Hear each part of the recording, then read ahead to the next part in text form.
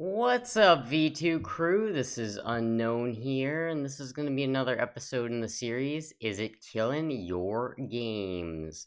And today's topic is going to be social media. Now, there's a few things regarding this topic here that I could maybe make some more individual videos, episodes on, but we're going to talk about the broad sense of kind of what could accumulate or come about from social media nowadays and how it can affect your gaming. So, first off is going to be spoilers. Now, it's very, very hard to avoid spoilers if you're scrolling on Twitter or even like Instagram. People post pictures of stuff in the game that you'll see later on or what have you.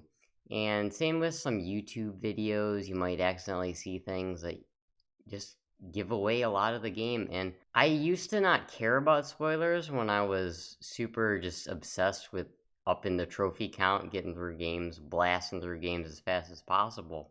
However, playing recently, I've tried to avoid a lot of spoilers, and it's really enhanced my experience. It's really made it a lot more enjoyable of, oh, what's gonna happen next? What powers am I gonna unlock? What enemies are gonna appear, you know? And other things, Twitter or something could just flat out spoil the story. Oh, so and so died. Well, alright, now I know the ending.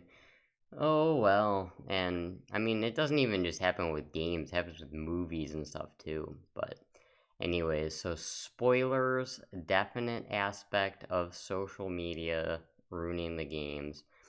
Another one is comparisons and trying to get like likes and things.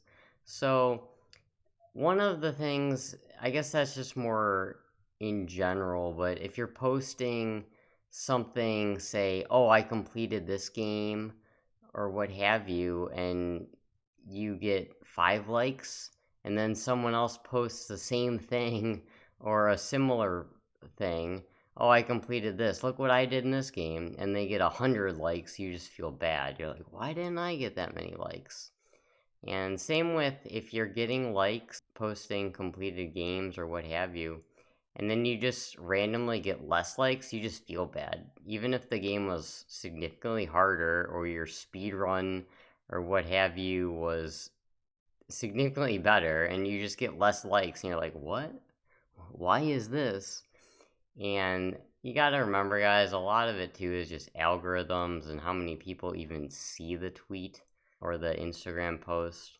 But there is that too, just kind of being at a mercy to an algorithm, and you just feeling bad because you're comparing it to your last go, or you're comparing it to someone else's, and they might just randomly have more followers or whatever than you, and more people see it.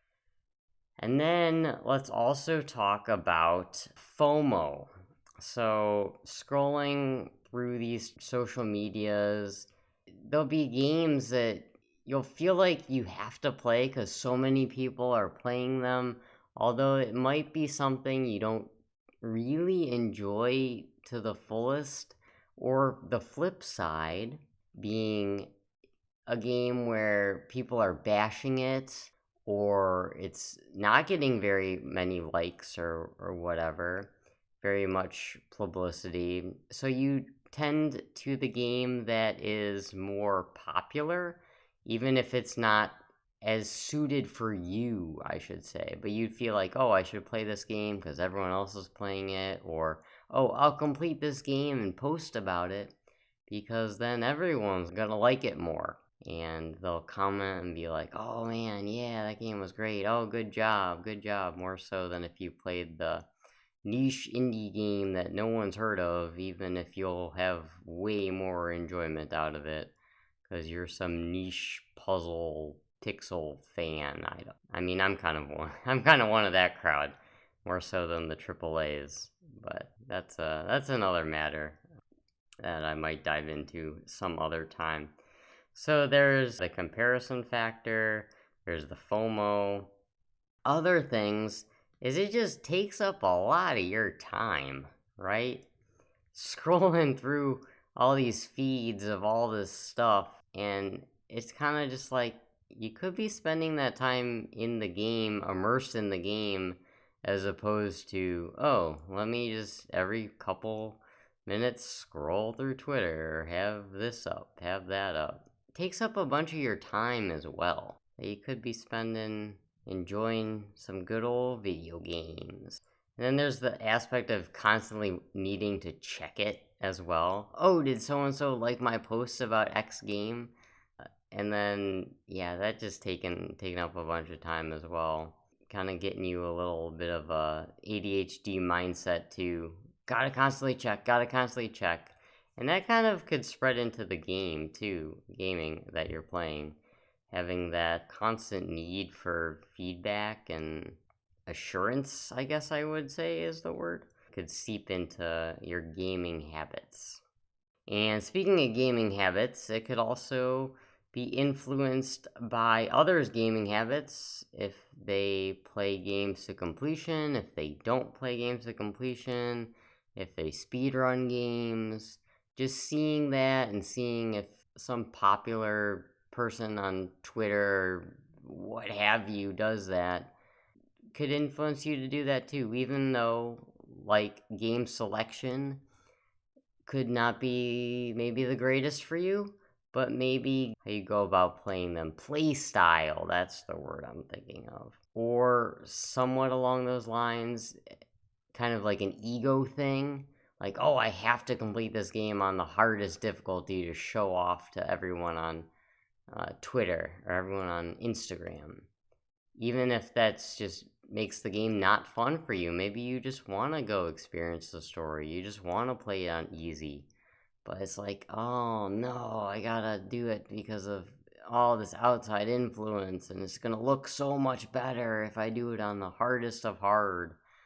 And maybe doing the hardest of hard is satisfying for you, and that's why you should do it.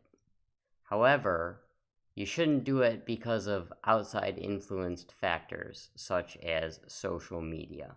And I guess that's kind of where I'm trying to get at with that there. Another thing is you kind of develop this constant need to post and post and share, like literally everything you do, and more and more and more of it. Oh, let me post this screenshot. Oh, let me post this trophy that I got. Let me post this plat. And it kind of almost turns gaming into sort of I'm playing the games just to make posts and just to make status updates and things. And then that's kind of just detracts from experiencing the game and playing the game for yourself.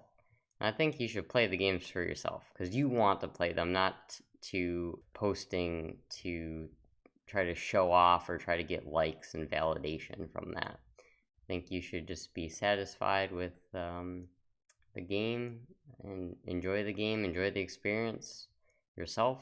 It just, you kind of develop this need to constantly post. And this happened to me too. Like, at first, I feel silly posting this. And then I kind of developed this almost compulsive need to post every single platinum trophy that I earned onto Twitter. Try to get more likes and more views and what have you. Other negative things could be mean and hurtful comments that you just see on your posts or other people's posts. Just toxicity in general could occur. And I can talk extensively on this, so I think I'm going to save this for another video, diving more in depth here. Another negative, overhyping of games or systems that might be coming out. And seeing this stuff, seeing all the hype, all the rage, oh man, oh, can't wait for this, can't wait for that, all these posts about that, can cause you to do things like pre-order games or buy games day one, and then you buy them and it's just, oh, the game turns out to be a letdown, or the system turns out to be a letdown in a couple months, just because once you get halfway through the game or something, maybe it doesn't work good, or maybe it was just overhyped in general, and your expectations were just so high that when you start playing the game, you might not enjoy it all that much or enjoy it as much as you would have just because your expectations were so high. And it could be a great game, it could be a blockbuster hit. But because your expectations got raised so high up, even though it was A game, it wasn't that A plus plus triple S rank game that you were really anticipating. There are some positives I guess I can think of is that you could find communities of like-minded gamers and maybe just like-minded people in general. Maybe people like the same games as you and you just kind of click with that circle and realize, hey, these people are kind of just like me, kind of same frames of thought. That could occur. Other things could be help if you're stuck in a game, such as some guide or just asking others and getting answers from others. So, hey, I'm stuck here. Any advice, any suggestions? Now, I do have other issues sort of with this, and it may result in spoilers that potentially you didn't want to see, or you saw someone else's response to a question. Someone posed a question, and in that question, it hinted greatly at what is to come. So, there is kind of a flip side to that as well. I'll dive into guides deeper into another episode, though. Other things, it could help you determine games. I know there's reviews of games could be somewhat biased, but it could help you determine if you should buy it or not. But it could be that kind of influence as well, too, where if they say it's really good, that's their opinion. They think it's really good. But because you hear of how quote unquote good it is, you think, oh, it must be good. I should buy it. Even though if it's not your cup of tea exactly. Same with the flip side in being that you could skip out on a game because someone said it was bad and everyone else said it was bad and you would have loved it. It would have been the perfectly tailored game for you. But because you heard all of this negative, oh, it's not that great, then you kind of skipped it. Give you exposure to games that you might never otherwise would have heard of. That could be a positive. I don't like the fact that just seeing a game kind of makes me personally like almost want to play it more so than maybe I would have otherwise. And then I kind of feel this just compulsive need to almost buy it and stuff too. But I'll make that another topic. Don't buy games just because you see them. I think you should buy them when you're ready to play them. But we'll talk about that some other time. All right. Well, I know this is kind of a dense episode here, and I didn't have too many examples I didn't give for myself because I think I might make more individual videos on those. Plus, I kind of want to just cover social media in general. And being kind of a big topic, this would be then like some 20-minute video. So we're just going to leave it at this.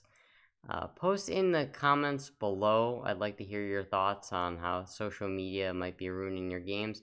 It might be enhancing your games. But yeah, what are your thoughts on social media and gaming? Is it hurting your games? Is it killing your games? Is it enhancing your games? I'd like to know why in the comments below.